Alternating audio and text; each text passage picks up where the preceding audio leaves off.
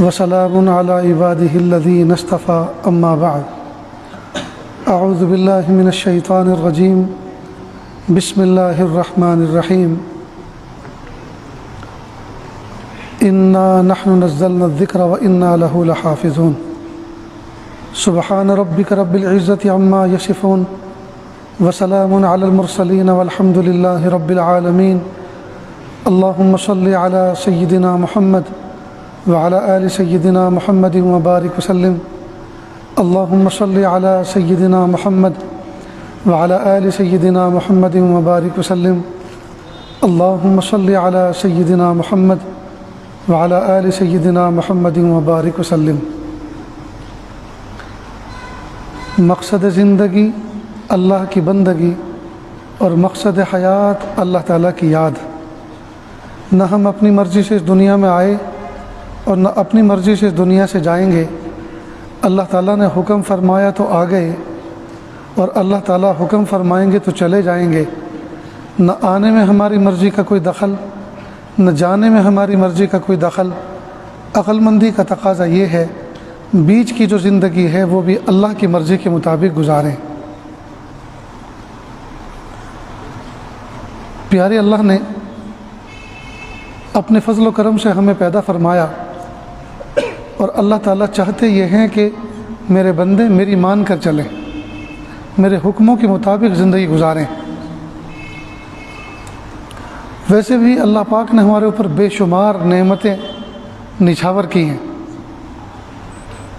مثال کے طور پر جس دن میں اور آپ پیدا ہوئے تھے نہ جانے کتنی لاکھ مخلوق پیدا ہوئی، مچھر پیدا ہوئے، مکھی پیدا ہوئی، کیڑے مکوڑے پیدا ہوئے، سانپ اور بچھو پیدا ہوئے، کتے بلے اور خنزیر پیدا ہوئے۔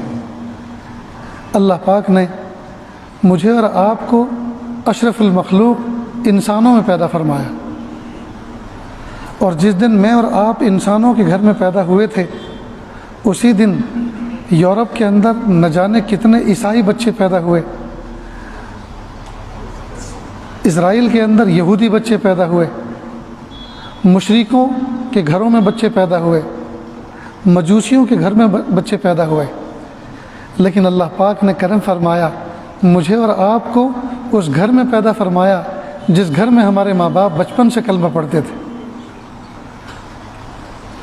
حالانکہ جو بچے یہودیوں کے ہاں، عیسائیوں کے ہاں، مشرکوں کے ہاں، مجوسیوں کے ہاں پیدا ہوئے انہوں نے اللہ کا کچھ بگاڑا نہیں تھا کہ ان کو سزا دی گئی، اور ہم نے اللہ کا کچھ سنوارا نہیں تھا کہ اللہ پاک نے ہم پر یہ فضل فرمایا۔ بس یہ قضاء و قدر کے وہ فیصلے ہیں۔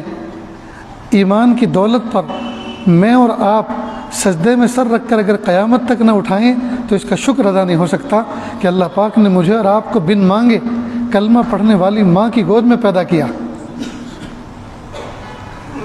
جب اللہ پاک نے مجھے اور آپ کو کلمہ پڑھنے والی ماں کی گود میں جنم دیا، پیدا کیا، اب ہمیں چاہیے کہ ہوش سنبھالنے کے بعد ہم بے ہوشی والے کام نہ کریں، اللہ کو ناراض کرنے والے کام نہ کریں۔ ہم وہ کام کریں جن کاموں کے کرنے سے اللہ خوش ہوتے ہیں، رسول اللہ صلی اللہ علیہ وسلم نے جن کاموں کے کرنے کا ہمیں حکم دیا ہے۔ اللہ رب العزت نے ایک پورا سیٹ اپ مومنوں کے لیے اور انسانوں کے لیے ایک پورا سیٹ اپ بنایا۔ میں کہا کرتا ہوں کہ انسان کے علاوہ جتنے بھی جاندار ہیں پیدائشی طور پر تمام کے تمام عالم ہیں۔ مثال کے طور پر مرغی، کوکڑ کیا بولتے ہیں، مرغی کے سینے کے نیچے 18 سے 21 دن انڈے رہتے ہیں، اور پھر وائٹ ہاؤس کو توڑ کے اس میں سے ایک چوزا باہر نکلتا ہے، اور نکلتے کے ساتھ ہی وہ ان بیلٹ اپنی ضروریات کا عالم ہوتا ہے۔ وہ نفع کو بھی جانتا ہے، نقصان کو بھی پہچانتا ہے، دوست کو بھی جانتا ہے اور دشمن کو بھی جانتا ہے۔ وہ کتا اور بلی کو دیکھتے ہوئے دوڑتا ہے، ماں کے پروں میں چھپ جاتا ہے کہ دشمن ہے جی۔ وہ پانی کو دیکھتا ہے، لپکتا ہے کہ یہ میری ضرورت ہے، دانے کو دیکھتا ہے، وہ لپکتا ہے یہ میری ضرورت ہے، اس کو اٹھا لیتا ہے اور پانی کو پیتا ہے۔ آگ کو دیکھتا ہے تو بھاگتا ہے کہ دشمن نے جلا دے گی۔ تو اس کو کس نے سمجھایا؟ نہ مرغی نے سمجھایا، نہ مرغ سلمہ نے سمجھایا، ماں جو تھی، ماں نے کوئی تقریر نہیں کی اس کی کان میں، اور باپ تو پہلے سے فرار تھا، اس کا تو پتہ ہی نہیں تھا وہ ہوتا کہاں ہے. لیکن نہ ماں نے تقریر کی، نہ کسی باپ نے بیان کیا کہ دیکھو سمجھ لو نفع والی چیزیں یہ ہیں، نقصان والی چیزیں ہیں. اسی طرح بکری ہے، گائے ہیں، بھینسیں ہیں، بھیڑیں ہیں، جتنے بھی آپ جانوروں کو جانوروں کو لیں، تمام کے تمام جانوروں کے اندر اللہ پاک نے ان بلٹ پیدائشی طور پر نفع نقصان کی چیزیں ان کی میموری میں رکھ دی ہیں. گویا پیدائشی طور پر ہر جانور عالم ہے، اپنے نفع اور نقصان کو سمجھتا ہے، اس کو پڑھنے لکھنے کی ضرورت نہیں.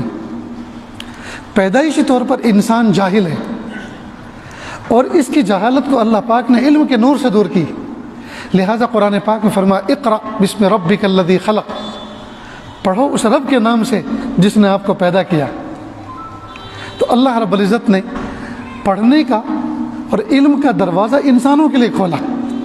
انسان پڑھ لکھ کر اپنے نفع نقصان کو سمجھتا ہے، پڑھ لکھ کر نفع نقصان کو سمجھتا ہے. ان پڑھنے لکھنے کے اندر بھی اللہ رب العزت نے جو علوم اور جو علم وحی کے ذریعے سے نازل ہوئے ہیں، جو قرآن پاک میں ہیں، یہ علم ایسے ہیں کہ ان میں کبھی کوئی ایکسپائری نہیں ہے. دنیا کے جتنے علوم ہیں فزیکل، ڈاکٹر لوگ بیٹھے ہوئے ہیں، وہ جانتے ہیں کہ پہلے کچھ اور تحقیق تھی، اب کچھ اور تحقیق ہے، آئندہ کچھ اور ہوگی.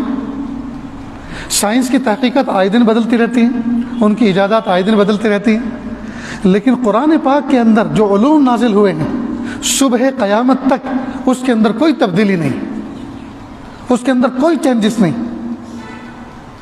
لہٰذا اللہ رب العزت نے قرآن پاک پیارے محبوب صلی اللہ علیہ وسلم پر نازل فرما کر صبح قیامت تک آنے والے انسانوں کے لیے گائیڈ لائن دی ہے، اور بتایا کہ وہ زندگی کیسے گزاریں اور کامیاب زندگی کسے کہتے ہیں، کامیاب زندگی کسے کہتے ہیں. تو قرآن پاک کے اندر جو علوم ہیں، قرآن پاک کے اندر جو تعلیمات ہیں، اس کے اندر کوئی کمپرومائز نہیں. اللہ رب العزت نے جو کچھ اس کے اندر احکام نازل فرمائے ہیں، بس ہماری کامیابی اس میں ہے کہ ہم آنکھیں بند کر کے طوعاً و کرہن، ہماری عقل میں آئے یا نہ آئے، دل میں آئے یا نہ آئے، محبوب نے جو فرمایا، قرآن پاک میں جو کچھ نازل ہوا، ہم اس پر عمل کریں.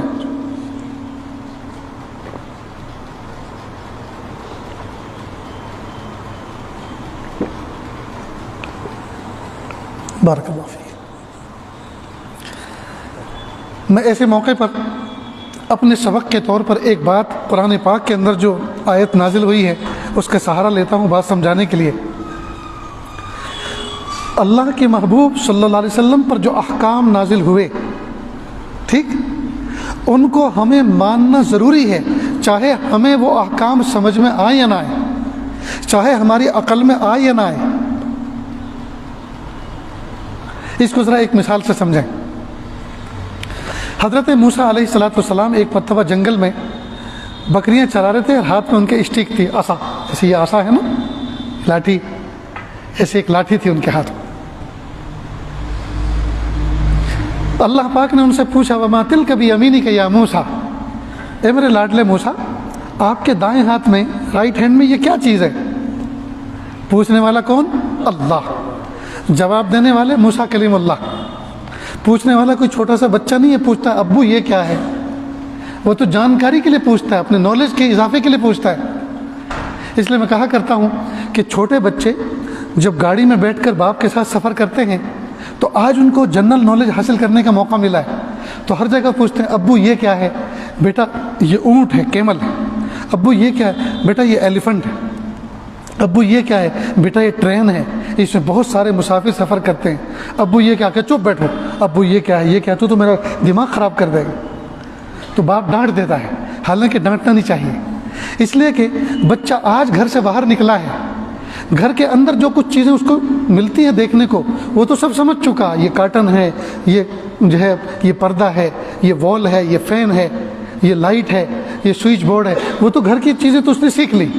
گھر کے باہر نکلنے کا موقع آج پہلی مرتبہ ملا ہے.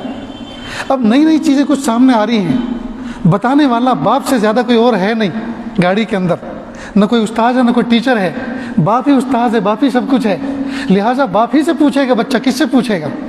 اور باپ اگر 2-4 جواب دے کر پھر اس کو ڈانٹ دے تو باپ سے بڑا دشمن اور کون ہوگا؟ لہٰذا بچوں کو اگر سفر پر لے جانا ہو تو آرام کے ساتھ سکون کے ساتھ ان کو سفر کرائیے اور ان کی ہر بات کا جواب دیجیے۔ اگر آپ کے اندر اتنی ہمت نہیں ہے کہ بچے کی بات کا جواب دے سکیں تو بچوں کو مت لے جائیے، ان کے دلوں کو چھوٹا مت کیجیے، ان کو ڈانٹ کے ان کے دلوں کو تنگ مت کیجیے، ان کو گھر پہ عزت کے ساتھ رہنے دیجیے۔ جب جا رہے ہیں تو پھر پریپیئر ہو کے جاؤ کہ بچہ مجھ سے 1000 سوال پوچھے گا، مجھے ان کا جواب دینا ہے، اور وہ آج ہی پوچھ رہا ہے، بار بار نہیں پوچھے گا، آج پوچھے گا، کل دوبارہ لے کے جاؤ گے تو وہ خود آپ کو بتائے گا، ابو یہ ٹرین ہے، یہ کیمل ہے، یہ ایلیفنٹ ہے، یہ فلاں ہے، یہ فلاں ہے۔ بہرحال تو اللہ رب العزت نے ہر جاندار کو عالم بنایا، پیدائشی طور پر وہ ہر نفع نقصان کو جاننے والے ہیں، لیکن انسان کو اللہ پاک نے پیدائشی طور پر جاہل بنایا، اور اللہ پاک نے علم کے ذرائع اس کو عطا فرمائے، اس کے ذریعے سے وہ علم حاصل کرتا ہے۔ خیر، تو اللہ رب العزت نے حضرت موسیٰ علیہ السلام سے پوچھا، وَمَا تِلْكَ بِيَمِينِكَ يَا موسیٰ، اے میرے لاڈلے موسیٰ آپ کے دائیں ہاتھ میں کیا ہے؟ تو سیدنا موسیٰ علیہ السلام کوئی چھوٹے بچے نہیں تھے، اللہ تعالیٰ کوئی چھوٹے بچے نہیں تھے کہ حضرت موسیٰ سے پوچھ رہے ہیں کہ یہ کیا ہے۔ اللہ تعالیٰ تو پوچھنے سے پہلے حضرت موسیٰ کے بارے میں بھی جانتے تھے، اور لکڑی کے بارے میں بھی جانتے تھے، اور اس کے بارے میں بھی جانتے تھے کہ کس درخت کی ہے، لیکن پھر بھی اللہ نے پوچھا کہ موسیٰ آپ کے دائیں ہاتھ میں کیا ہے؟ تو حضرت موسیٰ علیہ السلام نے فرمایا، قال ہی عصای، یہ تو میری لاٹھی ہے، بات ختم تھی۔ یہ کیا ہے؟ یہ میری لاٹھی ہے، بات ختم۔ لیکن حضرت موسیٰ علیہ السلام نے اپنی بات کو یہاں ختم نہیں کیا، بلکہ لاٹھی کے فوائد پر ایک چھوٹی سی تقریر کر ڈالی اللہ کے سامنے، اور کہا، پیارے اللہ یہ تو میری لاٹھی ہے جی، اس کے ذریعے سے میں درختوں پر اس کو مارتا ہوں تو پتے جھڑتے ہیں، میری بکریاں اس کو چرتی ہیں، اور جی اس کے ذریعے سے میں ٹیک لگا لگا کے چلتا ہوں، اور کہیں کوئی ڈیپتھ ہوتی ہے، گہرائی ہوتی ہے، پانی بھرا ہوا ہوتا ہے تو اس کو ڈال کے اس کو دیکھ لیتا ہوں، پہچان لیتا ہوں کہ اس کی گہرائی کتنی ہے، اس کے ذریعے سے میں ٹیک لگاتا ہوں، اس کے ذریعے سے میں پتے جھاڑتا ہوں بکریوں کے لیے، ولی فیہا مآرب اخری، اور پیارے اللہ اس کے اور بھی بہت سے فوائد ہیں، یہ تو بڑے کام کی چیز ہے۔ گویا اللہ کے سامنے مزے لے لے کر بیان کیا جیسے کہ اللہ میاں جانتے ہی نہیں تھے۔ اللہ پاک نے فرمایا، القیہا یا موسیٰ، اے میرے لاڈلے موسیٰ اس کو چھوڑ دو، تو ذرا چھوڑ دو۔ حضرت موسیٰ علیہ السلام نے یہاں احتجاج نہیں کیا، یہ نہیں کہا کہ اللہ آپ نے پوچھا یہ کیا ہے، میں نے جواب دیا، تو کیا میرے جواب آپ کو پسند نہیں آئے، آپ اس کو چھوڑنے کو کہہ رہے ہیں۔ معلوم ہوا بڑا کوئی چھوٹے کو کوئی حکم دے تو اس کو چونو چرا نہیں کرنی چاہیے، فوراً بات کو مان لینا چاہیے۔ چنانچہ حضرت موسیٰ علیہ السلام نے اس لکڑی کو چھوڑ دیا، جیسے چھوڑا تو وہ تو سانپ بن گئی، سانپ بن گئی، اژدہا بن گئی۔ اب حضرت موسیٰ علیہ السلام ڈر گئے۔ حضرت موسیٰ علیہ السلام بڑے باہمت تھے، بڑے جلیل القدر نبی تھے، لیکن حضرت موسیٰ علیہ السلام کا اس کو دیکھ کر ڈر جانا یہ علامت ہے اس بات کی کہ وقت کا نبی بشر ہوتا ہے، وقت کا نبی بشر ہوتا ہے، اور بشر کی یہ صفت ہے، وہ خوشی کے موقع پر خوشی کی چیزوں کو دیکھ کر خوش ہوتا ہے، اور خوف کی چیزوں کو دیکھ کر وحشت میں آ جاتا ہے، دہشت میں آ جاتا ہے، خوف کھا جاتا ہے۔ اللہ پاک نے فرمایا لا تخف، اگر وہ نہ ڈرتے تو اللہ تعالیٰ یوں نہ کہتے کہ ڈرو مت، معلوم ہوا ڈر گئے تھے، یہ ریئلٹی ہے، یہ حقیقت ہے کہ وہ ڈر گئے تھے۔ اللہ نے فرمایا لا تخف، اے موسیٰ ڈرو نہیں، خذ اس کو پکڑ لو، اس کو پکڑ لو، پکڑ لیجیے۔ اب جب اللہ پاک نے کہا کہ اے موسیٰ اس کو پکڑ لو، تو یہاں دو چیزوں میں لڑائی ہوئی، ایک عقل میں اور دوسری خبر میں۔ خبر سے مراد BBC لندن کی خبر نہیں، خبر سے مراد وحی۔ دو چیزوں میں یہاں احتجاج ہوا۔ عقل یہ کہہ رہی ہے پکڑنا مت، سانپ ہے، دشمن ہے، اور خبر یہ کہہ رہی ہے، اللہ یوں کہہ رہے پکڑ لو۔ تو انسان کی عقل بہت ساری جگہوں پر آدمی کو ایسے حکم دیتی ہے جہاں اللہ تعالیٰ کے مرضی کے خلاف ہوتا ہے، تو اس موقع پہ کیا کرنا چاہیے؟ ہم عقل کی نہ مانیں، خبر کی مانیں، اللہ کی مانیں۔ تو جب اللہ پاک نے فرمایا اس کو ڈرو مت، اس کو پکڑ لو، سنعیدھا سیرتھا الاولی، ہم اس کو اصل شکل میں یعنی اصل لکڑی کی شکل میں، اسٹک کی شکل میں اس کو کنورٹ کر دیں گے۔ اب عقل کہہ رہی ہے موسیٰ خبردار، جنگل میں اکیلے ہو تم، جو تمہارا ہتھیار تھا وہی دشمن بن گیا، وہی سانپ بن گیا، اور تمہارے پاس ڈیفینس کے لیے کوئی چیز ہے نہیں، لگتا یہ ہے کہ تمہارے ساتھ کوئی گیم ہو رہا ہے۔ پہلے تو پوچھا گیا کہ یہ کیا ہے، تو تم نے صاف صاف بتا دیا کیا ہے، تو پھر اس کو کہا چھوڑ دو، آپ سے اس کو دور نفع والی چیز کو آپ سے دور کر دیا اور پھر اس کو سانپ بنا دیا، اب آپ ڈر رہے ہیں جی، تو کہا جا رہا ہے اس کو پکڑ لو، پکڑنا مت، تمہارے ساتھ میں کچھ کھیل ہو رہا ہے۔ لیکن حضرت موسیٰ علیہ السلام نے اپنی عقل کی نہیں مانی، خبر کی مانی، فوراً اس کو پکڑ لیا ہمت کر کے، جیسے پکڑا فوراً اللہ پاک نے اس کو لکڑی کی شکل میں کنورٹ کر دیا۔ حضرت موسیٰ علیہ السلام نے یقیناً اس کو چیک کیا ہوگا اوپر سے نیچے تک کہ پوری کی پوری کنورٹ ہو گئی 100%، یہ کچھ باقی بھی رہ گیا ہے۔ جب دیکھا کہ پورا کا پورا کنورٹ ہو گیا، اب یہ واقعہ آپ قرآن پاک میں پڑھیں گے بھی اور سنیں گے بھی، پڑھیں گے بھی اور سنیں گے بھی، پڑھا بھی ہے اور سنا بھی ہے، لیکن بٹوین دی لائن، بین السطور، اللہ تعالیٰ حضور پاک صلی اللہ علیہ وسلم کے امتیوں کو کیا سمجھانا چاہ رہے ہیں اس کو ذرا دل کے کانوں سے سنیں۔ اصل میں جب سیدنا موسیٰ علیہ السلام کے ساتھ میں یہ معاملہ ہوا تو اللہ پاک نے حضرت موسیٰ علیہ السلام کو ایک پیغام دیا، اے موسیٰ خبردار، جب ہم نے پوچھا تم سے کہ تمہارے ہاتھ میں کیا ہے تو تم نے بتایا کہ لاٹھی ہے، اور صرف اتنا ہی نہیں بلکہ تم نے اس کے پورے فوائد پر تقریر بیان کر ڈالی۔ جب ہم نے کہا اس کو چھوڑ دو تو تم نے چھوڑ دیا، ہم نے اپنے حکم سے اس کو سانپ بنا دیا تو تم نے لاٹھی کو نفع والی چیز سمجھا، اس لیے مزے لے کے اس کے نفع بیان کیے، اور جب ہم نے اپنے حکم سے اس کو سانپ بنا دیا تو تم ڈر گئے۔ پھر ہم نے کہا پکڑ لو، ہم اس کو اصل شکل میں کنورٹ کر دیں گے، تو تم نے ہماری بات مانی، تم نے پکڑ لیا، اور وہ لاٹھی، وہ سانپ جو نقصان دینے والا تھا وہ نفع والی شکل میں تبدیل ہو گیا، یعنی لاٹھی بن گیا۔ اے موسیٰ خبردار، لاٹھی کے اندر نفع پہنچانے کی صلاحیت نہیں ہے، ہم چاہیں تو نفع والی چیز کو نقصان دینے والی سانپ میں تبدیل کر دیں، اور ہم چاہیں تو نقصان دینے والے سانپ کو نفع پہنچانے والی شکل میں لاٹھی کی شکل میں تبدیل کر دیں، حکم ہمارا چلتا ہے، چیزوں کے اندر نفع اور نقصان پہنچانے کی صلاحیت نہیں ہے، ہمارا حکم ان کے پیچھے چلتا ہے۔ تو سیدنا موسیٰ علیہ السلام کے ذریعے سے اللہ پاک نے قیامت تک آنے والے انسانوں کو یہ بات سمجھا دی کہ قرآن پاک آپ کے لیے گائیڈ لائن ہے، تمہارے لیے لائف لائن ہے، آپ اپنی زندگی کو اس کے مطابق اپنی زندگی کو اس کے مطابق ڈیولپ کرو۔ قرآن پاک میں جو کچھ کہا گیا اس قرآن پاک کو اپنے سینے سے لگاؤ، یہ گھروں کے اندر تعویذ بنا کر گلے میں لٹکانے کے لیے نہیں ہے، یہ طاقوں کے اندر سجانے کے لیے نہیں ہے، یہ والدین کے انتقال کے موقع پہ پڑھنے کے لیے نہیں ہے۔ ہم نے قرآن پاک کو صرف ماں باپ کے انتقال پہ پڑھنے کے لیے کتاب سمجھا ہے، ہم نے قرآن پاک کو صرف گلے میں لٹکانے کے لیے تعویذ بنانے کی چیز سمجھا ہے، ہم نے قرآن پاک کو برکت کے لیے اور نیا مکان بنا کر برکت کے لیے افتتاح کے موقع پہ پڑھنے کی چیز سمجھا ہے، ہم نے کوئی شاپنگ سینٹر بنایا، کوئی مال بنایا تو اس کے اوپننگ افتتاح کے موقع پر اس کو برکت کے طور پہ پڑھنے کی چیز سمجھا ہے۔ نہیں دوستو، خدا کی قسم، یہ کلام الہی یہ ہماری لائف لائن ہے، یہ ہماری گائیڈ لائن ہے، ہم اپنی زندگی کو کیسے ڈیولپ کریں، ہم غریب ہوں تو کیسے ہوں، ہم امیر ہوں تو کیسے ہوں، ہم مسافر ہوں تو کیسے ہوں، ہم مقیم ہوں تو کیسے ہوں، ہماری جوانی کیسے گزرے، ہمارا بڑھاپا کیسے گزرے، ہماری میرج لائف کس طرح کی ہو، ہماری عائلی زندگی کیسی ہو، ہماری معاشرتی زندگی کیسی ہو، ہم مجمع میں ہوں تو کس طرح ہوں، تنہائی میں ہوں تو کس طرح ہوں، ہم شادیاں کریں تو کس طرح کریں، موت میت ہو جنازے اٹھائیں تو کس طرح اٹھائیں، ہم تدفین کریں تو کس طرح سے کریں، خوشی منائیں تو کیسے منائیں، غمی منائیں تو کیسے منائیں، ایک دوسرے کی خدمت کریں تو کس طرح سے کریں۔ اللہ اکبر کبیرہ، پورا قرآن پاک بھرا پڑا ہے دستور زندگی سے۔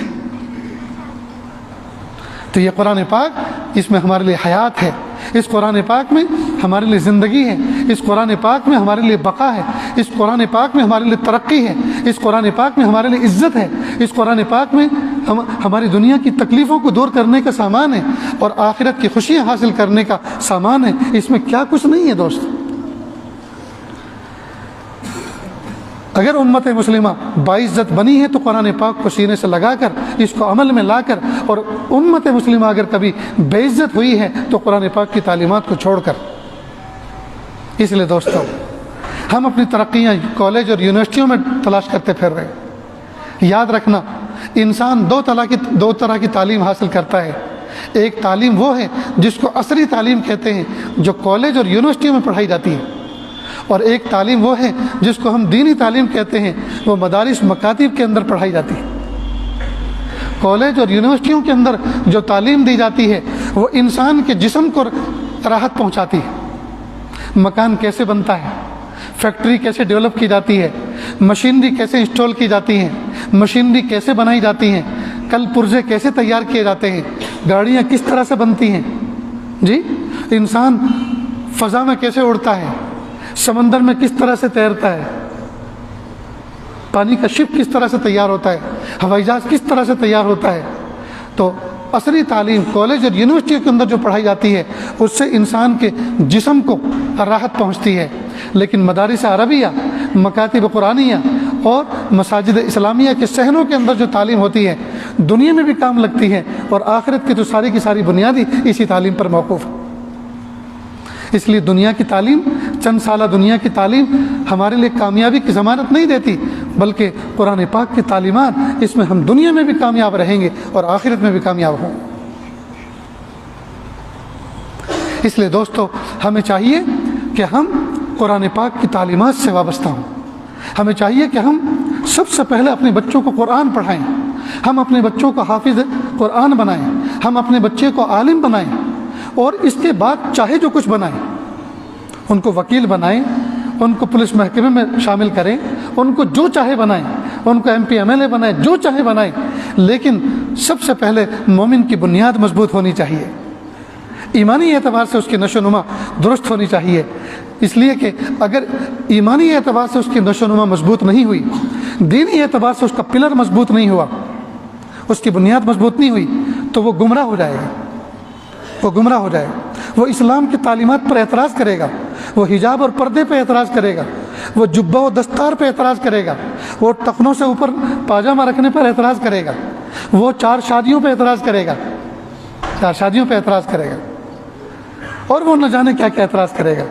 مسلمان ماں کی چھاتی سے دودھ پی کر، مسلمان باپ کی گود میں پل کر، اور سب سے پہلے دنیا میں آ کر کلمہ پڑھ کر وہ اعتراض کرے گا۔ کیوں؟ اس لیے کہ اس کی روحانی تربیت نہیں ہوئی، اس کی دینی نشو و نما نہیں ہوئی، وہ اس ماحول میں رہا جہاں یہی کچھ سکھایا جاتا ہے، جہاں یہی کچھ بتایا جاتا ہے۔ ساؤتھ انڈیا کے اندر کسی عدالت کے ایک جج نے 2-3 سال پہلے، جس وقت وہ 3 طلاق کا مسئلہ چل رہا تھا، اس زمانے میں جج نے کامنٹ دی، اخبار میں بیان دیا، کہا اسلام نے جب ایک شوہر کو 4 بیوی کرنے کی اجازت دی ہے تو یہ اس بات کی اجازت کیوں نہیں دیتے کہ ایک بیوی 4 شوہر رکھے۔ مجھے اتنا تعجب ہوا، میں نے اپنے دل میں سوچا کہ اس کو جج کس نے بنا دیا، اس کو جج کی ڈگری کس نے دے دی جو اتنی موٹی بات نہیں سمجھتا۔ آپ ذرا سوال تو آپ کے ذہن میں بھی آیا ہوگا، اس کو ذرا سمجھیں۔ مثال کے طور پر میری 4 بیوی ہیں، نہیں میری، لیکن مثال دے رہا ہوں۔ مثلا میری 4 بیوی، ٹھیک، 1 نمبر کی بیوی کے یہاں بچہ ہوا تو میں باپ متعین، میں خود باپ متعین، میرا بیٹا ہے، اور ماں بھی متعین، ماں کے پیٹ سے پیدا ہوا، تو یہ بیٹا اس بیوی سے، اس ماں سے پیدا ہوا، باپ متعین ماں متعین۔ دوسری بیوی سے بچی پیدا ہوئی، ماں متعین باپ متعین۔ تیسری سے بیٹا پیدا ہوا، ماں متعین باپ بھی متعین۔ چوتھی سے بچی مثلا پیدا ہوئی، باپ بھی متعین ماں بھی متعین، فکس۔ اب مانیے ایک لڑکی ہے، اس نے 4 شوہر کیے اور بچہ ہوا، بتائیے کس باپ کا کہلائے گا؟ کس باپ کا کہلائے گا؟ وہ اللہ کا بندہ جج ہو کے اتنی موٹی بات نہیں سمجھتا۔ چاروں لڑیں گے کہ نہیں؟ 4 کمرے میں ہیں جی، ایک ہی گھر کے اندر 4 کمرے ہیں، بیوی ایک ہے، 4 شوہر ہیں، ہر چاہے گا کہ میں اپنے بچے کو اپنی بغل میں سلاؤں، وہ کہے گا کہ بچہ میرا ہے تو کیوں سلائے گا، میں سلاؤں، تو لڑائی ہوگی کہ نہیں ہوگی؟ اور اگر بچہ ہوا خوبصورت تو سب یوں کہیں گے میرا ہے، اور ہوا بدصورت تو چاروں یوں کہیں گے میرا نہیں ہے، تو کیا وہ 5ویں کا ہے؟ جی سوچنے کی بات ہے ذرا۔ اسلام کے احکام دیکھیے کیسے عجیب و غریب، جی اس کو کوئی اوورٹیک نہیں کر سکتا، کوئی چیلنج نہیں کر سکتا۔ اسلام کے قانون، اسلام کے ضابطے ایسے ہیں، اللہ اکبر کبیرہ، اللہ اکبر کبیرہ۔ اللہ تعالیٰ دوستو ہمیں چاہیے کہ ہم اللہ کا شکر ادا کریں کہ پیارے اللہ آپ نے ہمیں ایمان کی دولت عطا فرمائی، یا اللہ ہم اس پر آپ کا شکر ادا کرتے ہیں، یا اللہ ہمارے شکر کو قبول کر لیجئے کہ آپ نے ہمیں مومن بنایا، ورنہ پتہ نہیں آج کس بت کے سامنے آج ہم سجدریز ہوتے، نہ جانے کہاں گھنٹی بجاتے ہوئے ہوتے۔ تو یہ اسلام کی روشن تعلیمات کہاں ملیں گی؟ قرآن پاک کی تعلیم کی ضمن میں ہمیں چاہیے ہم الفاظ قرآنی کو بھی یاد کریں، یعنی حافظ بھی بنیں، ہم معنی قرآن کو بھی یاد کریں، یعنی ہم مفسر بنیں، ہم معنی قرآن پر کچھ سمجھنے والے بنیں، یعنی فقیہ بنیں، جی، یعنی ہم اس پر عمل کرنے والے بنیں، یعنی عامل قرآن بنیں۔ تو ہم حافظ قرآن بنیں، ہم قاری قرآن بنیں، ہم مفسر قرآن بنیں، ہم شارح قرآن بنیں، ہم عاشق قرآن بنیں۔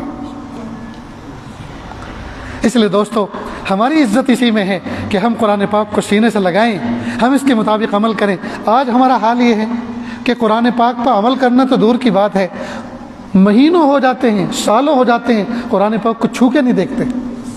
رمضان آتا ہے، بہت سے ہم میں سے ایسے ہیں جو صرف رمضان میں قرآن پڑھتے ہیں، روزانہ نہیں پڑھتے۔ پوری مسجد میں اگر ہاتھ اٹھوائے جائیں تو انگلیوں پہ گنے جانے والے ہوں گے جو قرآن پاک کو ڈیلی بیس پہ پڑھتے ہیں۔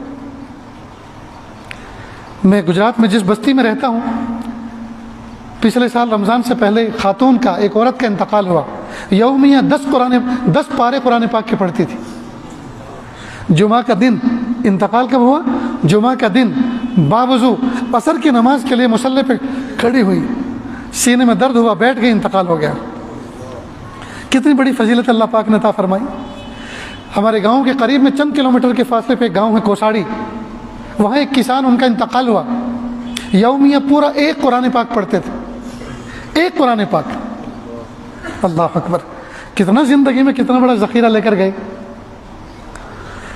2-3 مہینے پہلے بڑودہ ضلع کے پاس ایک جگہ ہے گاؤں میں ولن، میرا جمعہ میں وہاں بیان تھا، وہاں پہنچا تو ایک صاحب نے کہا کہ میرے دادا جان باتھ روم میں گر گئے ہیں اور ایجڈ ہیں، بڑی عمر ہے ان کی، لیکن روزانہ 350 سے 400 نفل رکعت پڑھتے تھے، 350 سے 400 رکعت نفل نماز پڑھتے تھے۔ جمعہ کی نماز کے بعد انتظار ہو رہا ہے کہ آپ تشریف لائیں گھر پر، کچھ دعا کر دیں، ان پہ دم کر دیں، ان کو چیک اپ کے لیے ہاسپٹل لے جانا ہے، ان کو تسلی کے کچھ کلمات کہہ دیں، اس لیے کہ ان کا دل بہت ٹوٹا ہوا ہے کہ کولے کی لگتا ہے ہڈی ٹوٹ گئی۔ میں نے نماز جمعہ کی بات کہا، جلدی سے مجھے ان سے ملاؤ، میں ایک زندہ ولی کو دنیا میں دیکھنا چاہتا ہوں۔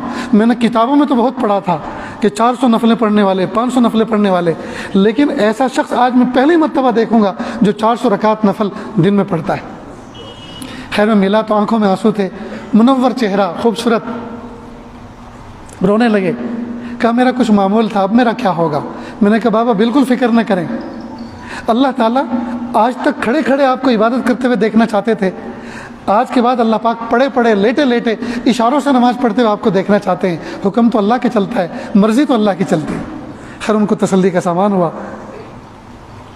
تو دوستوں ذرا سوچیں، ایک قرآن پاک پڑھنے والے، 10 پارے قرآن پاک کے پڑھنے والے، 400 اور 300 نفلیں پڑھنے والے، جب ایسے لوگ میدان محشر میں کھڑے ہوئے نظر آئیں گے، میں اور آپ کون سے صف میں کھڑے ہوئے نظر آئیں؟ اس لیے دوستو زندگی پر نظر ثانی کریں، زندگی پر نظر ثانی کریں، بڑے گرم گرم لقمے کھائے، میٹھی میٹھی نیند سوئے، ٹھنڈا ٹھنڈا پیا، گرم گرم کھایا، جی اللہ پاک نے کیا نہ جانے کیا کیا نعمتیں ہمیں عطا فرمائی ہیں۔ اب ضرورت ہے اس بات کی ہم اپنی زندگی پہ ٹھنڈے دل سے محاسبہ کریں، مراقبہ کریں، ہم غور و فکر کریں، تدبر و تفکر کریں اور کہیں ہائے پیارے پیارے رب، وہ کون سی نعمت ہے جو آپ نے مجھے نہیں دی؟ یا اللہ یہ 2 ہاتھ نہ ہوتے میں لولا ہوتا، 2 پیر نہ ہوتے لنگڑا ہوتا، کان نہ ہوتے بہرا ہوتا، آنکھ نہ ہوتی اندھا ہوتا، زبان نہ ہوتی گونگا ہوتا۔ اے میرے پیارے اللہ، آپ نے کتنے پیارے پیارے مجھے اعضاء عطا فرمائے ہیں، لیکن میرے پیارے اللہ آج تک میں اس کا شکر ادا نہ کر سکا۔ ہائے میرے پیارے رب، میری غفلتوں کو معاف فرما اور مجھے شکر کی توفیق عطا فرما اور وہ کام کرنے کی توفیق عطا فرما جو کام کرنا آپ کو پسند ہے۔ ہم اس طرح سے تدبر و تفکر کریں، اللہ کا شکر ادا کریں اور قرآن پاک کی تلاوت کریں، دینی کتابوں کو پڑھیں، بزرگان دین کے ساتھ اپنے تعلق کو استوار کریں، وہ جو کہیں اس کو مانیں۔ اسی میں ہماری کامیابی، اسی میں ہماری کامیابی۔ آج کی اس محفل میں کتنے بچے؟ 6 بچے ماشاء اللہ، اسماء 6 مکبرہ، 6 بچے حافظ قرآن ہو رہے ہیں۔ ابھی انشاءاللہ نماز جمعہ سے قبل جو ہیں وہ بچے آپ کے سامنے کھڑے ہوں گے انشاءاللہ، جی ان کا اعزاز ہوگا، انہی کی نسبت پر اس عاجز کا اس مسجد میں آنا ہوا ہے۔ کتنی بڑی بات ہے دوست، یہ 6 بچے جن کی جیب میں آج شاید 1 روپیہ بھی نہ ہو، لیکن اللہ پاک نے ان کے سینے میں ساتوں زمین ساتوں آسمان سے بھاری بھرکم کلام الہی رکھا ہے۔ اللہ پاک نے ان کے سینے میں وہ دولت رکھی ہے جو بادشاہوں کے خزانوں میں نہیں۔ اس لیے پیارے بچوں، جو بچے حافظ قرآن بنے ہیں، میں ان سے مخاطب ہو کر یہ بات کہہ رہا ہوں، پیارے بچوں، آج اگرچہ 1 روپیہ آپ کی جیب میں نہیں ہے، لیکن کسی کار والے، کسی بہار والے، کسی شوٹ والے اور بوٹ والے کو دیکھ کر رال مت ٹپکانا، یہ مت سوچنا کامیابی اس راستے میں ہے، ترقی اس راستے میں ہے، عزت اس راستے میں ہے۔ آج آپ چھوٹے سے منع ہیں، آج آپ کے لوگ کوئی عزت نہیں کر رہے، لیکن تھوڑا قد بڑا ہوگا، تھوڑی عمر آپ کی بیتے گی، اور تھوڑا آپ لوگوں کو امامت کرتے ہوں گے، مصلی پہ کھڑے ہوں گے، اللہ پاک وہ عزت عطا فرمائیں گے جہاں راستے میں آپ لوگوں کو نظر آؤ گے، لوگ گاڑیاں کھڑی کر کر کے آپ کو سلام کریں گے، لوگ آپ کے ہاتھ پکڑ پکڑ کے خوشامد کر کر کے چائے پلانے گھر پہ لے جائیں گے، جس کمرے میں بیٹھو گے، جس بیڈ پر لیٹو گے، وہ شاعر اللہ بن جائے گا، وہ ایک ایسی نشانی بن جائے گا لوگوں کے لیے۔ حضرت حافظ صاحب، حضرت قاری صاحب، حضرت عالم صاحب یہاں آ کے بیٹھے تھے، اس تکیے سے ٹیک لگائی تھی، اس کمرے میں لیٹے تھے، ان کے لیے ایک نشانی بن جائے گی۔ اللہ پاک ایسی عزت عطا فرمائیں۔ اس لیے اللہ رب العزت نے جو عزت آپ کو عطا فرمائی ہے، تو ساتوں زمین ساتوں آسمان سے بھاری بھرکم کلام الہی سینے میں محفوظ کر کے اب گناہوں کی گلیوں میں گھومتے مت پھرنا، گناہوں کے چکر میں مت پھرنا، گناہوں کے خیالات میں مت پھرنا، بلکہ اللہ تعالیٰ کی طرف نظر رکھو۔ اللہ پاک نے آپ سے زیادہ خوبصورت، آپ سے زیادہ ذہین، آپ سے زیادہ مالداروں کے بچے دنیا میں بھرے پڑے ہیں، لیکن اللہ پاک نے اپنے کلام الہی کی حفاظت کے لیے ان کے سینوں کا انتخاب نہیں کیا جو خوبصورت بھی تھے، جو ذہین بھی تھے، جو مالدار بھی تھے، بلکہ اللہ پاک نے آپ کے سینوں کا انتخاب کیا، آپ کے دلوں کا انتخاب کیا۔ اس لیے اس دولت کی قدر کریں، اس دولت کی قدر کریں، اور اس کو سینے میں رکھ کر اپنے آپ کو کمزور نہ سمجھیں۔ اللہ پاک نے آپ کو وہ مقام عطا فرمایا ہے۔ بڑے بڑے ملینئر اور بلینئر، لکھ پتی اور کروڑ پتی جب بزنس کے اندر کرائسس میں آتے ہیں، بزنس کے اندر جب لاس میں آتے ہیں، تو یہی لکھ پتی اور کروڑ پتی جب فون کرتے ہیں تو کن کو کرتے ہیں؟ آپ ہی جیسے حفاظ اور علماء کو کرتے ہیں، حضرت دعا کر دیجئے، پریشانی میں آ گیا ہوں، حضرت دعا کر دیجئے، قرضے میں آ گیا ہوں، حضرت دعا کر دیجئے اللہ حالات سے نکال دیں۔ ان کو یقین ہے اس بات پر کہ آپ ہاتھ اٹھا کے دعا کر دیں گے تو ان کی کشتی بھنور سے نکل جائے گی، آپ ہاتھ اٹھا کے دعا کر دیں گے تو ان کی بگڑی بن جائے گی۔ ان کو تو ایسا یقین ہے آپ کے اوپر، لہٰذا جب ان کا یقین آپ کے اوپر ہے تو اللہ کے لیے آپ اپنا یقین اللہ کی ذات پہ رکھیں، اپنے یقین کو اپنے یقین کو گڑبڑ نہ کریں، اپنے یقین کو مخلوق کی طرف ڈائیورٹ نہ کریں، اور روزانہ کم از کم 2 رکعت تشکر کی، شکر کے جذبے سے پڑھا کریں، اس نیت کے ساتھ میرے پیارے اللہ آپ نے ساتوں زمین ساتوں آسمان سے بھاری بھرکم کلام الہی مجھے عطا فرمایا، اللہ میں اس نعمت پر آپ کا شکر ادا کرتا ہوں، اللہ اس شکر کو قبول کر لیجئے، اور میری نااہلی اور کسی معصیت اور کسی گناہ کی وجہ سے، کسی نحوست کی وجہ سے یہ اللہ اس کو چھین نہ لیجئے، یہ دولت دینے کے بعد مجھ سے واپس نہ لے لیجئے۔ تو ان معصوم بچوں کو چاہیے کہ وہ ان نصیحتوں پر عمل کریں۔ نیز ایک جلسہ آج ہو رہا ہے، ایک محفل آج سجی ہے ان بچوں کے اعزاز کے لیے، ایک قیامت کے دن جلسہ ہوگا جب نور کے ممبروں پر ان بچوں کے والدین کو بٹھایا جائے گا، موتیوں کے ممبر پر ان کو بٹھایا جائے گا، اور وہاں ان کا اعزاز ہوگا۔ کتنی بڑی بات ہوگی دوستوں! اس لیے ہم اپنے بچوں کو حافظ قرآن بنائیں، ہم اپنے بچوں کو عالم بنائیں، ہم اپنے بچوں کو آنکھوں کی ٹھنڈک بنائیں، اور دین کے راستے میں لگانے کے بعد، دین کے راستے پہ ان کو کھڑا کرنے کے بعد ہی اللہ پاک دنیا اور آخرت میں ہمیں عزت عطا فرمائیں۔ اللہ تعالیٰ سے دعا ہے کہ اللہ رب العزت ہم تمام کو ایسا بنا دے ہم اللہ کو پسند آ جائیں۔ میرے بھائیوں، جس ادارے سے یہ بچے فارغ ہوئے ہیں، جس ادارے کے محترم صاحب حضرت مفتی صاحب بیٹھے ہوئے ہیں، ہمیں چاہیے کہ ہم اس ادارے سے اپنی محبتوں کو وابستہ کریں۔ ایک واقعہ سنا کر اپنی بات کو ختم کرتا ہوں، ایک مثال دے کر۔ جب حفظ کے بچے تکمیل کرتے ہیں، عام طور پر میں اس محفل میں ایک مثال دیکھ کر بات کو سمجھاتا ہوں۔ اگر کوئی باپ کسی کمپنی کے اندر کام کرتا ہو اور پابندی کے ساتھ کمپنی میں جاتا ہو، جاب کرتا ہو، وقت سے پہلے جاتا ہو اور وقت کے بعد نکلتا ہو، امانت میں خیانت نہ کرتا ہو، پابندی کے ساتھ ایک ایک منٹ کو کیش کرتا ہو، کمپنی کے مالک اس سے خوش ہوتے ہیں اور سوچتے ہیں کہ یار یہ آدمی سائیکل چلا کر دیہات سے ہماری کمپنی میں آتا ہے اور بہترین ورک کرتا ہے، کام کرتا ہے، جاب کرتا ہے، کیوں نہ ہم اس کو 1 لاکھ روپے کا چیک دیں گفٹ کے طور پر۔ تو کمپنی کے لوگ मालिक एक मरतबा उसको ऑफिस में बुलाते हैं और उसको मुसाफा करते हैं, मोहब्बतों के साथ गुलदस्ता पेश करते हैं और कहते हैं भाई हम आपकी कारकर्दगी से बड़े खुश हैं, ये 1 लाख रुपए का चेक हम आपको गिफ्ट के तौर पर, हदिये के तौर पर देते हैं, आप इसे कबूल करें। अब उसने ज़िंदगी में कभी 1 लाख रुपए का चेक देखा नहीं होता, तो वो खुश होता है और बसर चश्म उसको कबूल करके जेब में रखकर साइकिल चला के अपने घर आता है और बीवी को कहता है कि ए नेक बख्त, देख मेरे अल्लाह ने मुझ पर कैसा करम फरमाया, मेरी कंपनी के लोगों ने मेरे काम से खुश होकर 1 लाख रुपए का चेक मुझे दिया। चुनांचे बीवी इसको देखती है तो खुश होती है। बीवी से कहता है देखो कल इसको बैंक में डालूंगा, परसों छुट्टी है और 2 दिन के बाद इसको कैश कराऊंगा, लिहाजा इसको संभाल के रखो। तो वो औरत उस 1 लाख रुपए के चेक को एक एनवलप के अंदर, लिफाफे के अंदर उसको रखती है। उस लिफाफे को हैंड पर्स के अंदर जो औरतें कंधे पे लटकाती हैं उसमें रखती है और उसको अलमारी में रख के ताला लगा देती है, अलमारी में रख के उसमें ताला लगा देती है और दिलो जान से उसकी चाबी की हिफाजत करती है। तो देखो इस औरत को असल तो किसकी हिफाजत करना है? 1 लाख रुपए के चेक की, लेकिन 1 लाख रुपए के चेक के साथ साथ उसके तुफैल 1 रुपए के लिफाफे की, एनवेलप की भी हिफाजत हो रही है जिसमें वो रखा हुआ है, और 300 रुपये का वो जो कंधे का बैग है उसकी भी हिफाजत हो रही है जिसमें वो लिफाफा रखा हुआ है। तो असल हिफाजत तो करना 1 लाख रुपए के चेक की, लेकिन उसके साथ साथ उस लिफाफे की भी हिफाजत हो रही है और उस हैंड पर्स, शोल्डर बैग की भी हिफाजत हो रही है।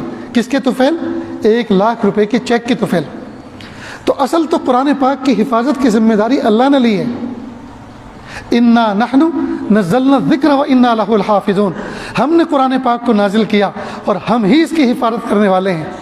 तो असल तो हिफाजत का वादा अल्लाह ने किया है, हम इसकी हिफाजत करेंगे, लेकिन अल्लाह रब्बुल इज़्ज़त ने इस दारुल असबाब के अंदर, हाफिज़ों के सीने के अंदर इसको रख दिया है हिफाजत के तौर पर।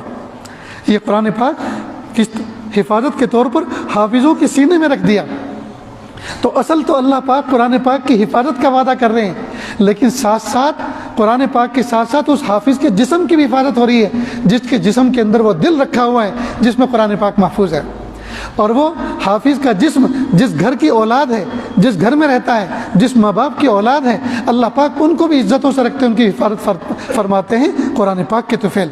तो अगर हम ये चाहते हैं हमारे घर बार की हिफाजत हो, हमारे कारोबार की हिफाजत हो, हमारी इज्जत और आबरू की हिफाजत हो, हमें चाहिए कि जहाँ जहाँ कुरान पाक की हिफाजत का इंतज़ाम चल रहा है हम अपने ताउन को उस निज़ाम के साथ वाबस्ता कर दें।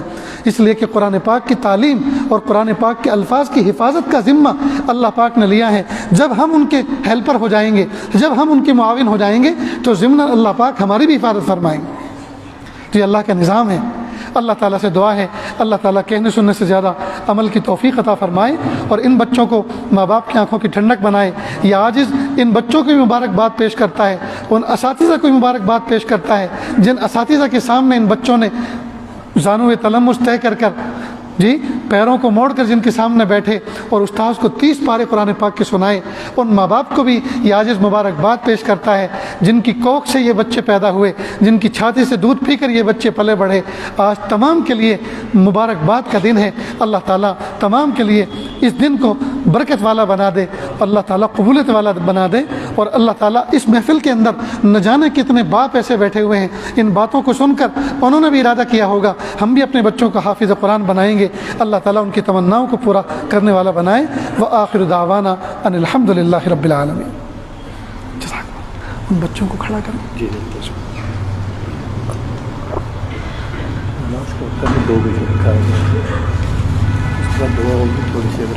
ठीक, कोई बात।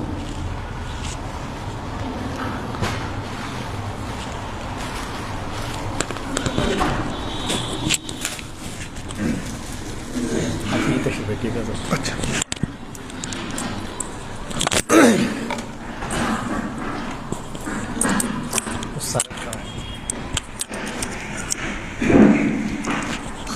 बिस्मिल्लाहिर्रहमानिर्रहीम।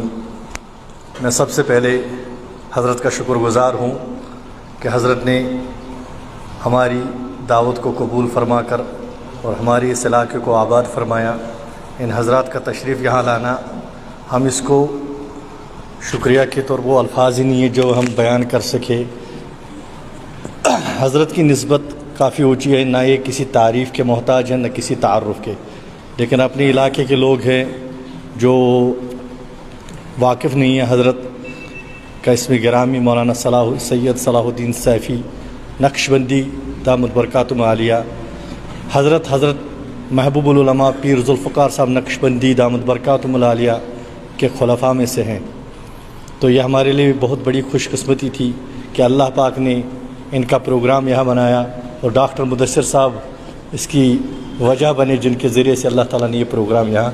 ہم حضرت سے درخواست کرتے ہیں کہ ہماری یہ جو بستی ہے، یہ علاقہ ہے، بہت بنجر ہے حضرت، اس میں آپ حضرات کی تشریف آوری کی بہت ضرورت ہے، بہت لوگ چاہتے ہیں۔ حضرت مفتی فیض الوحید صاحب نے بھی ہم سے وعدہ فرمایا کہ وہ آئیں گے، لیکن اللہ کو مرضی نہیں تھی، انہوں نے فرمایا تھا کہ پھر آئیں گے۔ تو جب بھی حضرت کوئی موقع ملے ہماری اس دعوت پر لبیک فرمائیے، اور ہماری حوصلہ افزا بھی ہوتی رہے گی۔ اور میں ان تمام حضرات کا شکر گزار ہوں جو اس وقت یہاں آئے ہیں اپنے کام کاج کو چھوڑ کر حضرت کی دیدار کے لیے۔ تو ایک اعلان ہے کہ نماز کے بعد حضرت اگر کسی کو مصافحہ کرنا ہو تو وہ آرام سے آ کے مصافحہ کرے۔ حضرت کا کھانے کا انتظام ہے، کھانے سے فارغ ہونے کے بعد تھوڑی دیر حضرت آرام فرمائیں گے، پھر مدرسے کے اندر حضرت کچھ دیر تشریف فرمائیں گے۔ اگر کسی کو کوئی معاملہ ہے، کوئی کسی چیز کی ضرورت ہے، کچھ پوچھنا ہے، دعا کی درخواست یا کسی کو بیعت ہونا ہو تو وہ وہاں تشریف لا سکتا ہے۔ اور ہمارا مدرسہ چونکہ یہاں پرانی جگہ پر تھا، اب وہ نئی جگہ پر منتقل ہوا ہے نویرا اسکول میں، اس کے لیے جو پرانے پڑوسی ہمارے مدرسے کے تھے بہت ہی بہترین تھے، اور جس جگہ آپ گئے ہیں وہاں بھی بہت بہترین ہے۔ وہ کہتے ہیں اللہ تعالیٰ نعم البدل عطا فرماتا ہے، جس جگہ گئے وہاں اور بھی بہتر، اور پہلی جگہ تھے وہ بھی بہت بہتر تھے، کافی بہترین لوگ جنہوں نے مطلب مدرسے کی ہر چیز کے بارے میں، ہر معاملے کے بارے میں ہماری حضرت معاونت فرمائی ہے۔ میں نے حضرت مدارس تو بہت دیکھے ہیں، لوگ بہت دیکھے ہیں، لیکن اپنے گاؤں کی مثال میں بالکل فخر سے اس کا بیان کرتا ہوں حضرت کہ لوگ اپنے گھر کی دیگچوں سے چاول سالن نکال کے خود کو بھوکا رکھنا پسند ہے، لیکن مدرسے کو ہمیں پہنچ جاتا ہے۔ ہمارے گاؤں کا کوئی فرد ایسا نہ ہوگا شاید ہی جو ہم سے اور ہمارے مدرسے سے محبت نہ کرتا ہو، بس کمیاں ہم میں ہیں، اگر کہیں کوتاہی ہے تو اس کے لیے میں معذرت خواہ ہوں۔ اور اس اسکول میں وہاں جانے کے لیے ہم ماسٹر عبدالرحیم صاحب کے بہت ہی مشکور ہیں، جنہوں نے ہماری ضرورت پر اس چیز کو سمجھا اور اس بات کو لبیک کہا۔ حضرت ماسٹر صاحب حضرت یہاں اس مسجد کے پہلے چیئرمین رہ چکے ہیں، تو بہت زیادہ ہم سے محبت رکھنے والی شخصیت ہے، جنہوں نے ہم سے بے انتہا بارہا اپنے مشوروں سے نوازا ہے، اور اپنے ہمارے علماء سے بے انتہا محبت اور عقیدت ہے حضرت۔ ان کے لیے بھی دعا اللہ تعالیٰ ان کو عمر دراز عطا فرمائے۔ اس وقت 6 بچوں کی دستار بندی ہے جنہوں نے حفظ مکمل کیا، اس میں ایک بچہ ہے حضرت جس نے 8 گھنٹے میں مکمل قرآن پاک سنایا ہے ایک ہی بیٹھک میں، اور یہ سارے بچے، وہ فرحان اشرف کھڑا ہو جاؤ، یہ بچہ حضرت اسکول بھی پڑھتا ہے اور مدرسے میں بھی پڑھتا ہے، اس نے ایک ہی مجلس میں پورا قرآن سنایا ہے۔ سند چونکہ ہم دیتے ہیں جب کوئی بچہ کسی مسجد میں قرآن سنائے گا اس کے بعد ہم حضرت سند دیتے ہیں۔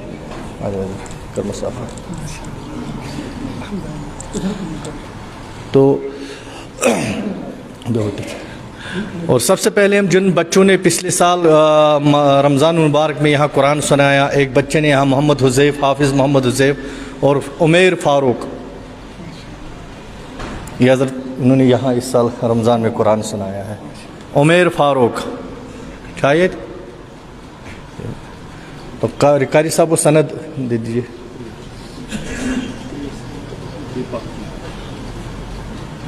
بے پتھر یہ حضرت سند کو مدرسے سے ملتی ہے حفظ کی جوش۔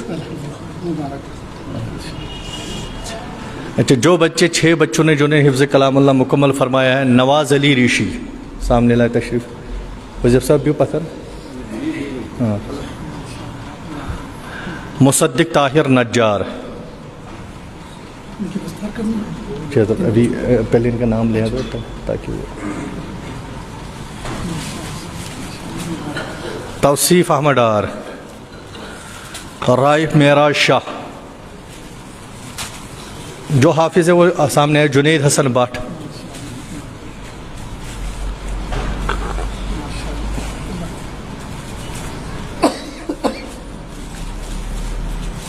تو ان کے والدین بھی اور بعض حضرات کے ان کے نانا یا دادا جس کو دستار بندی کرنی ہے وہ بھی آگے تشریف لے آئے.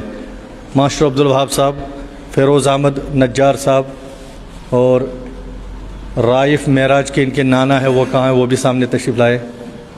اور نواز کے والد اور اس کے توصیف. تو سب سے پہلے نواز علی ریشی جو وگرگنڈ نیوا کا رہنے والا, وگرگنڈ نیش روزانیم یمکر حفظ کلام اللہ. مولانا پگڑی لائیے, قاری صاحب لائیے, بیسا ہوکن دورز ہوئے سے بکنے سے. اور نیرز ولز ہوئے سے یوکن ولز. اور یہاں جتنے بھی علماء کرام تشریف ہے میں ان سے درخواست کرتا ہوں وہ سامنے تشریف لے آئے. مولانا سلیم صاحب, مفتی منظور صاحب اور مولانا شفیق صاحب, جو بھی علماء کرام یہاں موجود ہے. مفتی منظور صاحب, لیجیے مولانا. مفتی نعیم صاحب اور جو بھی علماء یہاں موجود ہیں. مفتی جہانگیر صاحب, مولانا جہانگیر صاحب. آپ خیریت سے ہیں؟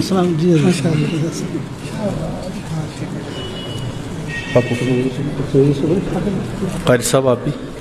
مفتی صاحب اٹھیے حوصلہ افزائی کے لیے. مفتی منظور صاحب کا اچھے.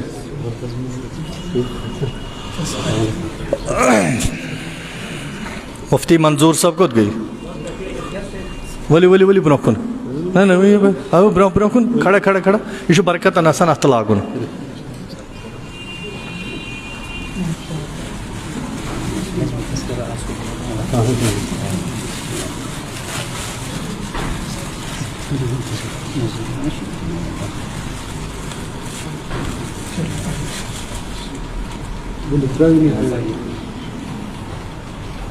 تیسرے بچے کا نام جی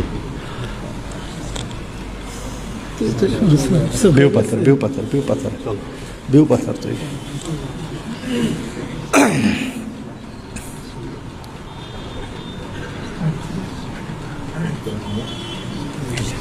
مولانا یہ لو.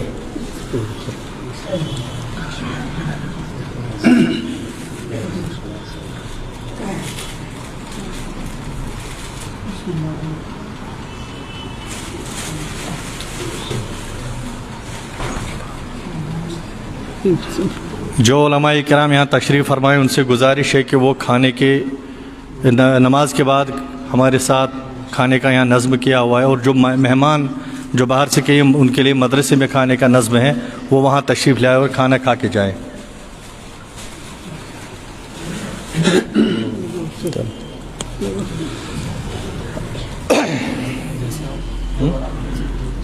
کیا ایک منٹ بعد میں. ماسٹر عبدالرحیم صاحب, میں بھول ہی گیا تھا, استغفر اللہ. ماسٹر جی, ماسٹر عبدالرحیم صاحب تشریف نہیں بس. یہ بہت محسن ہے حضرت مدرسے کے.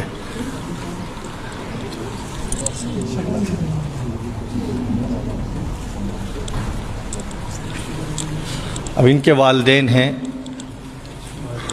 والدین سے گزارش ہے کہ وہ ایک ایک کر کے سامنے آئے. ماسٹر جی یہاں تشریف لے آئے.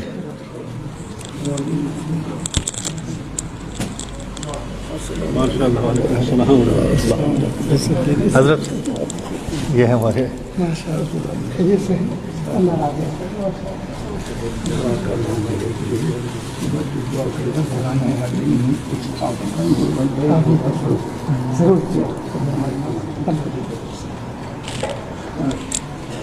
ماشی ولی وجہ ہوتی حضرت آپ تھوڑا سا آپ لگا دیجئے, تھوڑا سا وہ لوگ لگا دیں گے.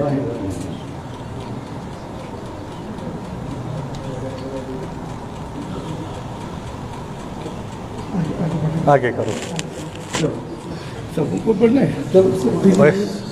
ویسے بس آپ سے بورڈ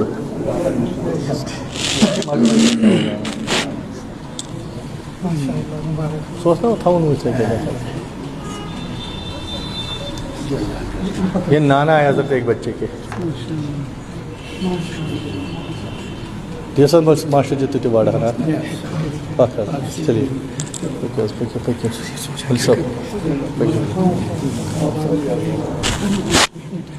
رٹ سکتا لگتی.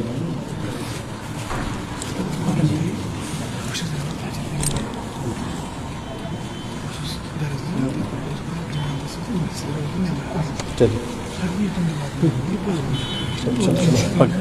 لگا نہیں اور کوئی ہے؟ ہو گیا؟ ٹھیک ہے بیٹھیے سر.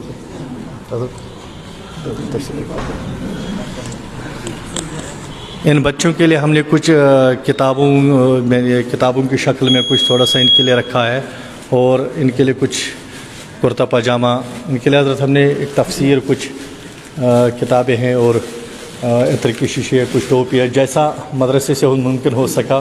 تو حضرت ہم یہ چاہ رہے ہیں کہ یہ بھی آپ ہی کیا. نواز علی ریشی ماشٹر جی چناز بت کہیں نا اخ پہ ماشٹر حضرت ایک منٹ کو دستار بندی رہ گئی. ہاں ماشٹر جی روز میں دستار بندی نہیں.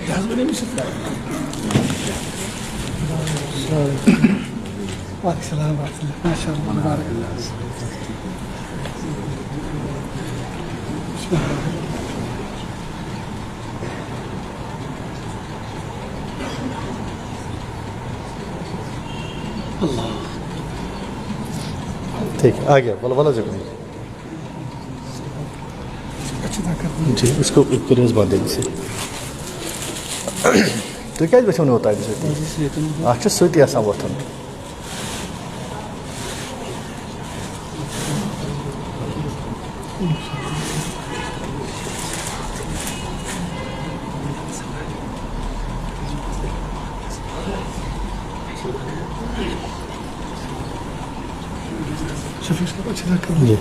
یہ مدرس کن بچن یہ جمع کرن جنید والے مدرس خاطر جمع کرن تو تم کرن جلدی صفن مزن جلدی جلدی پہم کرو تم بچ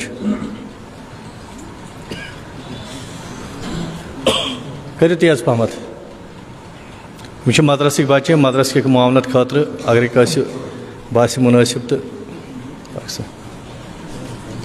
تیز تیز پہم پکو سا گبرے. نواز علی ریشی کرتا پاجامہ بھی ساتھ دے دو, لے لو کرتا پاجامہ بھی ہے کو اس کو نیچے رکھا ہوں. ٹھیک. رائف معراج شاہ مصدق طاہر نیچے چل نہیں سکتے نہیں سر.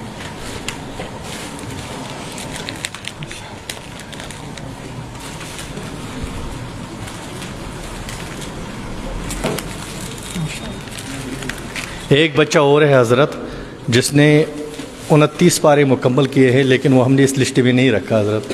30واں مکمل کرے گا تو پھر اور کچھ 22 پارے, کسی کے 19 ہے, کسی کے 18 ہے, تو 5-6 بچے اور ہیں, ان کو انشاءاللہ حضرت پھر کبھی یہ کچھ پار بیاک فرحان اشرف بار بار بار بار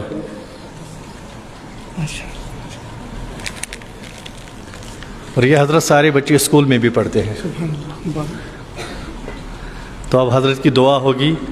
دعا پتہ اگر کیسے حضرت کرن میں دعا پتہ اگر مساف آس کرو مگر مہربانی کری جنب لکھ کی بیش میں بیاکھ گزارش جمعہ نماز پتہ بیان پتہ دعا پتہ کی نماز یتھی مکلاو سنت فارغ گژھت پتہ کرو دعا مگر بیاکھ گزارش پنن بوٹ پنن چپن نیزو کانسہ تکلیف واتنٲیزیو نہٕ.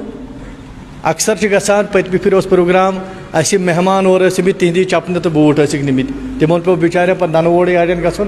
اسلیے مہربٲنی گُزٲرِش کہِ پنُن بوٗٹھ چپٕنۍ وٕچھو گیٹن پٮ۪ٹھ کرو نہٕ جملہِ کینٛہہ.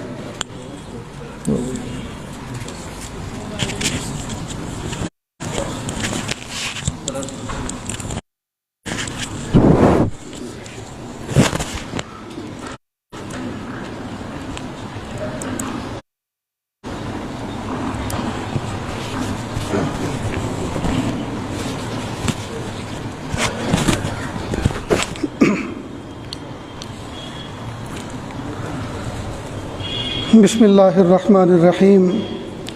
لا احصی ثناء علیک انت کما اثنیت علی نفسک رب اغفر وارحم وانت خیر الراحمین.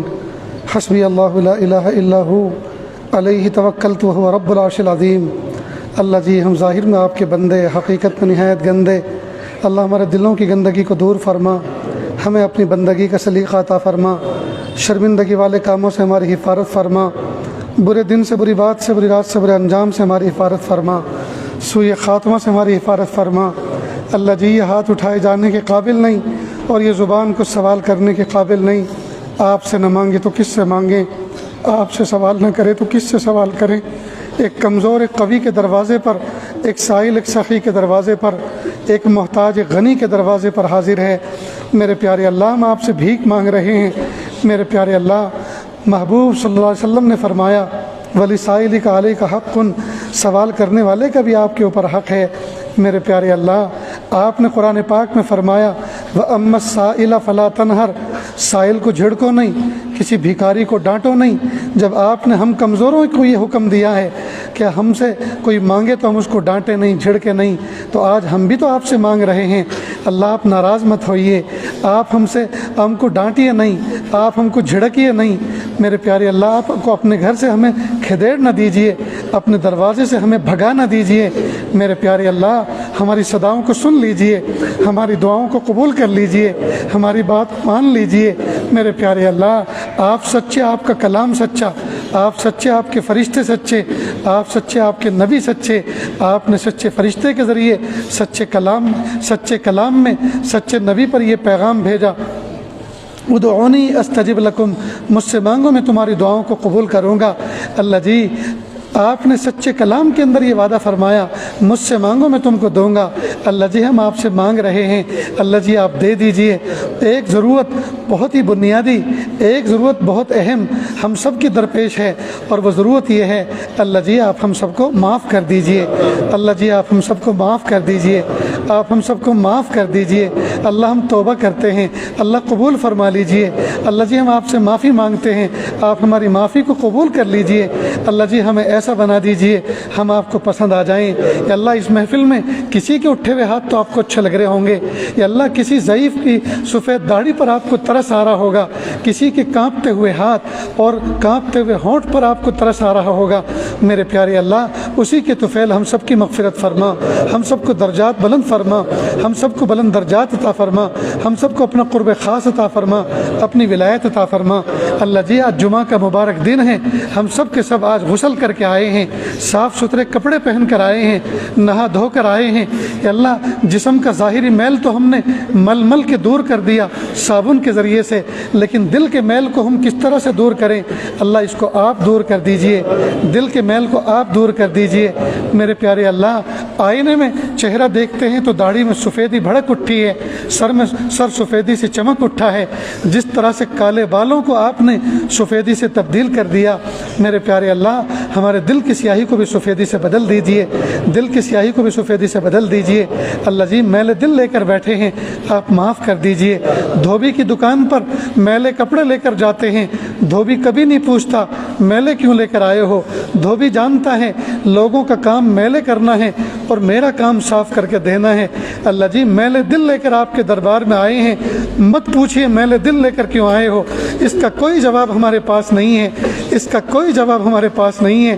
ہم تو ہیں ہی بندے، ہم تو ہیں ہی گندے، اللہ جی پاک کر دیجئے، اللہ جی صاف کر دیجئے۔ اس محفل میں نہ جانے کتنے دکھیارے باپ بیٹھے ہوئے ہیں، کتنی دکھیاری اولاد بیٹھی ہوئی ہے، کتنے دکھیارے پڑوسی بیٹھے ہوئے ہیں۔ میرے پیارے اللہ، ہر ایک کے دل کے اندر کچھ تکلیف ہے، ہر ایک کے دل کے اندر کچھ غم ہے، ہر ایک کے دل کے اندر کچھ امید اور تمنا ہے۔ یا اللہ بہت سی تمنائیں تو ایسی ہیں جن کو مخلوق کے سامنے کہہ بھی نہیں سکتے اور دل میں رکھ کر سہ بھی نہیں سکتے۔ اللہ سب کی تمناؤں کو پورا فرما، سب کی دلی آرزوؤں کو پورا فرما، سب کی پریشانیوں کو دور فرما۔ اللہ جی جوان بچے اور بچیاں عمر کو پہنچ چکے گھر میں بیٹھے ہوئے ہیں، مناسب رشتے نہیں مل رہے، لڑکوں کو لڑکی نہیں مل رہی مناسب، اور لڑکیوں کو مناسب دلہے نہیں مل رہے۔ یا اللہ نیک صالح رشتے عطا فرما، سادگی سنت و شریعت کے مطابق نکاح کرنا آسان فرما۔ میرے پیارے اللہ، اس محفل میں نہ جانے کیسے کیسے دکھیارے اور کیسے کیسے غم کے مارے بیٹھے ہوئے ہیں، اللہ سب کی تکلیفوں کو دور فرما۔ میرے پیارے اللہ، ہم دیکھتے ہیں کئی مرتبہ جمعرات کے دن اور جمعہ کے دن مسجدوں کے باہر کچھ فقیر کھڑے ہوتے ہیں، مسجدوں کے باہر کچھ بھیک مانگنے والے ہوتے ہیں۔ کئی مرتبہ وہ اس بات کا ریفرنس اور حوالہ دیتے ہیں، جمعرات بھلی مراد، جمعہ کا دن ہے، جمعرات کا دن ہے، ہم جمعرات کے فقیر، ہمیں بھیک دے دو۔ اے میرے پیارے اللہ، ہم بھی تو آج جمعہ کے دن آپ سے بھکاری بن کر بیٹھے ہیں، اللہ جی ہمارے ہاتھوں کو خالی نہ لوٹائیے، ہمارے ہاتھوں کو خالی نہ لوٹائیے یا اللہ۔ دنیا کے کسی بادشاہ کے دروازے پر، دنیا کے کسی ایم پی اور ایم ایل اے کے دروازے پر کوئی دوست جاتا ہے تو وہ دوست اپنے دوست کو خالی ہاتھ نہیں لوٹاتا، اس کے ہاتھوں میں تحفے ہوتے ہیں، اس کی جیب پیسوں سے بھری ہوتی ہے اور اس کا دل خوشیوں سے بھرا ہوتا ہے۔ تو دنیا کے کسی امیر کے دروازے پہ کوئی پہنچ جائے تو اس کے دروازے سے خوشیوں کے ساتھ لوٹتا ہے۔ میرے پیارے اللہ، کائنات میں آپ کے گھر سے بڑا بھی کسی کا گھر ہو سکتا ہے، آپ کے در سے بڑا در بھی کسی کا ہو سکتا ہے۔ میرے پیارے اللہ، آپ کے دربار پہ ہم آئے ہیں، اللہ جی ہمیں خالی ہاتھ نہ لوٹائیے، اللہ جی ہمارے دل کو خوشیوں سے بھر دیجئے، ہماری جیبوں کو خوشیوں سے بھر دیجئے، ہمارے ہاتھوں کو خوشیوں سے بھر دیجئے یا اللہ۔ محروم نہ فرمائیے، محروم نہ فرمائیے، محروم نہ فرمائیے۔ میرے پیارے اللہ، وہ کون سی نعمت ہے جو آپ نے نہیں دی یا اللہ؟ کھانے کے لیے بہترین لقمے دیے، پینے کے لیے بہترین مشروب دیے، پہننے کے لیے آپ نے کپڑے دیے یا اللہ، چلنے کے لیے آپ نے سواریاں دیں۔ میرے پیارے اللہ، سب نعمتیں تو آپ نے دے رکھی ہیں۔ میرے پیارے اللہ، اب تو اس آسمان کی چھت کے نیچے سب سے اہم، سب سے بڑی اور سب سے اہم جو ضرورت ہے وہ یہ ہے میرے پیارے اللہ، میں اپنا تعلق دے دیجیے اللہ، اپنی محبت دے دیجیے اللہ، اپنی معرفت دے دیجیے اللہ، اپنی معرفت دے دیجیے اللہ۔ اس دنیا کو خوب دیکھ لیا اللہ، اس دنیا کو خوب دیکھ لیا، اس کی رنگینی کو خوب دیکھ لیا، اس کے دھوکے کو خوب دیکھ لیا، اس کے بودے پن کو بہت دیکھ لیا، بہت قریب سے دیکھ لیا اے اللہ، اس کی وفاؤں کو دیکھ لیا، اس کی جفاؤں کو دیکھ لیا اے اللہ، اس کی محبتوں کو دیکھ لیا، اس کی ناکامیوں کو دیکھ لیا، اس کے دھوکوں کو دیکھ لیا۔ اے میرے پیارے اللہ، یہ دنیا دل لگانے کی جگہ نہیں ہے۔ میرے پیارے اللہ، اپنی محبت عطا فرما، اپنی معرفت عطا فرما، اپنا قرب عطا فرما، اپنی ولایت عطا فرما، اپنا تعلق عطا فرما یا اللہ، بزرگی عطا فرما یا اللہ، ولیوں کا سردار بنا دیجیے اللہ، ولیوں کا سردار بنا دیجیے یا اللہ۔ ساری دنیا سوتی ہو اور ہم آپ کی محبت میں رات کو روتے ہوں یا اللہ، ہمیں ایسی شان عطا فرما، ایسی شان عطا فرما۔ ساری دنیا سوتی ہو اور ہم آپ کی محبت میں روتے ہوں، گرم گرم آنسو اور سرد سرد آہیں اس امت کے لیے نکل رہی ہوں یا اللہ، ہمیں ایسی شان اور توفیق عطا فرما۔ میرے پیارے اللہ، میرے پیارے اللہ، نظریں اٹھا کے چلنے کی لذت تو بہت لی، اب نظریں جھکا کے چلنے کی لذت بھی عطا فرما اللہ جی۔ ہنسی اور قہقہے کی لذت تو بہت لی، اب رونے کی لذت بھی اور گڑ گڑانے کی لذت بھی عطا فرما۔ میرے پیارے اللہ، کھانے کی لذت تو بہت لی یا اللہ، بھوکا رہنے اور روزے کی لذت حاصل کرنے کی توفیق بھی عطا فرما۔ میرے پیارے اللہ، ناول پڑھنے، سیل فون دیکھنے، میسج دیکھنے، واٹس ایپ دیکھنے، یوٹیوب دیکھنے، انسٹاگرام دیکھنے کی لذت تو بہت لی یا اللہ، قرآن پاک کو سینے سے لگا کر، آنکھوں سے لگا کر پڑھنے کی توفیق اور اس کی لذت بھی عطا فرما۔ میرے پیارے اللہ، وہ کیسا دن ہوگا اور وہ کیسا عجیب وقت ہوگا جب ہماری روح نکلے گی اور ہم اپنے گھر میں ہماری لاش اور ہمارا جنازہ پڑا ہوگا، ہماری روح نکل چکی ہوگی یا اللہ۔ اس وقت کے آنے سے پہلے پہلے کہ ہماری روح نکلے یا اللہ، ہمیں کچھ تیاری کی توفیق عطا فرما۔ میرے پیارے اللہ، ہمیں کچھ لوگ اٹھائیں گے اور تختے پہ لٹائیں گے، جو کپڑے نکل سکتے ہوں نکال لیں گے، جو نہیں نکل سکتے ہوں گے کینچی سے کاٹ کے نکال دیں گے یا اللہ۔ اس وقت کے آنے سے پہلے کہ لوگ ہمیں غسل دیں یا اللہ، غسل توبہ کی توفیق عطا فرما یا اللہ۔ اس کے بعد غسل کے بعد ہمیں چادروں میں لپیٹیں گے جس کو کفن کہتے ہیں یا اللہ، کفن پہنائے جانے سے پہلے لباس تقویٰ پہننے کی توفیق عطا فرما۔ پھر لوگ ہمیں لے کر قبرستان کی طرف جائیں گے، لوگ ہماری جنازے کی نماز پڑھیں گے یا اللہ۔ اس وقت کے آنے سے پہلے کہ لوگ ہمیں جنازے کی نماز پڑھیں یا اللہ، ہمیں اختیار سے حضوری والی نماز پڑھنے کی توفیق عطا فرما۔ پھر پیارے اللہ، وہ منظر بھی کیسا عجیب ہوگا جب ہمارے پیارے، جب ہمارے دوست احباب، ہمارے ملنے جلنے والے ہمیں قبر کے گڑھے کے اندر اتار دیں گے اور خالی جگہ کو مٹی سے بھر دیں گے اور اس کے بعد ہاتھ جھاڑ کر دعائیں مغفرت کر کے سب اپنے اپنے گھر پر آ جائیں گے پیارے اللہ۔ پھر ہم ہوں گے اور منکر نکیر ہوں گے، پھر ہم ہوں گے اور سانپ اور بچھو ہوں گے یا اللہ۔ یا اللہ، ہمارے قبر کے گڑھے کو یا اللہ جنت کے باغوں میں سے باغ بنا دیجئے، جہنم کے گڑھوں میں سے گڑھا نہ بنائیے، جنت کے باغوں میں سے باغ بنا دیجئے اللہ۔ ہماری مغفرت فرما دیجئے یا اللہ۔ دنیا میں سانپ کو دیکھے تو ہم کوسوں دور بھاگتے ہیں یا اللہ، قبر میں اسی کے ساتھ رہنا پڑے گا، بچھو کے ساتھ رہنا پڑے گا یا اللہ۔ ہم دنیا میں اس کو نہیں دیکھ سکتے، اس کے ساتھ ہم کیسے رہنا پسند کریں گے اللہ جی؟ ہماری گناہوں کو معاف کر دیجئے، ہمیں ہمیں نیکی و تقوی دے دیجئے، پاکیزگی دے دیجئے، معرفت دے دیجئے، قرب دے دیجئے، ولایت دے دیجئے۔ میرے پیارے اللہ، اس محفل میں دکھیارے بیٹھے ہوئے ہیں، اللہ سب کے دکھوں کو دور فرما، سب کی دلی جائز نیک تمناؤں کو پورا فرما۔ اللہ جو مانگا عطا فرما، جو مانگنے سے رہ گیا وہ بھی عطا فرما۔ وصلی اللہ تعالی علی خیر خلقہ محمد و آلہ و اصحابہ اجمعین برحمتک یا ارحم الراحمین۔